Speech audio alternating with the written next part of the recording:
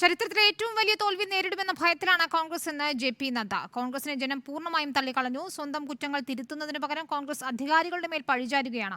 ഇന്ദിരാഗാന്ധിയുടെ കാലത്താണ് ഇന്ത്യ ജനാധിപത്യ രാജ്യമല്ലാതിരുന്നതെന്നും ജെ.പി. നദ്ദ കുറ്റപ്പെടുത്തി.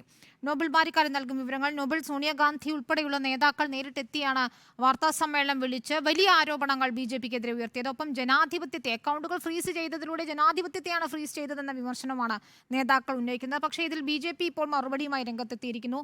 എന്തൊക്കെയാണ് ബി.ജെ.പി അധ്യക്ഷൻ ജെ.പി. നദ്ദ പറയുന്നത് ഇക്കാര്യത്തിൽ?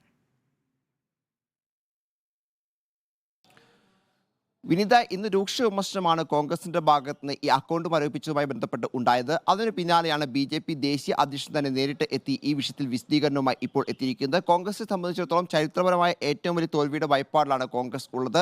ജനങ്ങൾ കോൺഗ്രസിനെ പൂർണ്ണമായും തള്ളിയിരിക്കുന്നു. ഈ ഘട്ടത്തിലാണ് കോൺഗ്രസ് ഇത്തരം പ്രചാരണങ്ങൾ നടത്തുന്നത് എന്നാണ് ബി.ജെ.പിയുടെ പക്ഷം. അതോടൊപ്പം തന്നെ സ്വന്തം തെറ്റുകൾ തിരുത്തുന്നതിന് പകരം അധികാരികളുടെ മേൽ പഴിചാരുകയാണ് കോൺഗ്രസ് എന്ന ഗുരുതരമായ ആരോപണവും ജെ.പി. നദ്ദയുടെ ഭാഗത്ത് ഉണ്ടായിട്ടുണ്ട്. ഇന്നിപ്പോൾ ഇന്ത്യ ഏറ്റവും വലിയ ജനാധിപത്യ രാജ്യമാണ് എന്ന് പറയുന്നത് വലിയ കള്ളമാണ് എന്ന് രാഹുൽ ഗാന്ധി പറഞ്ഞിരുന്നു. അതിനുൾപ്പെടെ മറുപടി ബി.ജെ.പി ദേശീയ അധ്യക്ഷൻ നൽകുകയും ചെയ്തിട്ടുണ്ട്. അതായത് 1995 മുതൽ 77 വരെ ഇന്ദിരാഗാന്ധിയുടെ കാലഘട്ടമായിരുന്നു. ഈ കാലഘട്ടത്തിലാണ് ഇന്ത്യ ജനാധിപത്യ രാജ്യമല്ലാതിരുന്നത് എന്ന് കൂടി ജെ.പി. നദ്ദ വ്യക്തമാക്കുകയാണ്. എന്താണെങ്കിലും കോൺഗ്രസിന്റെ വാദങ്ങൾ, പ്രധാനമായും കോൺഗ്രസിന്റെ അക്കൗണ്ടുകൾ ഉൾപ്പെടെ മരവിപ്പിച്ചത് തെരഞ്ഞെടുപ്പ് മുന്നിൽ കണ്ടുകൊണ്ട് പാർട്ടിയെ പ്രതിരോധത്തിൽ ആക്കുവാനും അതോടൊപ്പം തന്നെ പാർട്ടിയുടെ പ്രചാരണ പരിപാടികളെ തടസ്സപ്പെടുത്തുവാനും ആണ് എന്നാണ്. ആ വാദങ്ങൾ ശരിയല്ല എന്നാണ് ബി.ജെ.പി വ്യക്തമാക്കുന്നത്. അതിന്റെ ഭാഗമായി തന്നെയാണ് ബി.ജെ.പി ദേശീയ അധ്യക്ഷൻ ജെ.പി. നദ്ദ കോൺഗ്രസിനെതിരെ ഇത്തരത്തിൽ വിമർശനം ഉന്നയിക്കുകയും അതോടൊപ്പം തന്നെ കോൺഗ്രസിന്റെ ഭാഗത്താണ് ഇതുമായി ബന്ധപ്പെട്ട വീഴ്ചകൾ ഉണ്ടായിട്ടുണ്ട് എന്ന് വ്യക്തമാക്കുകയും ചെയ്തിരിക്കുന്നത്.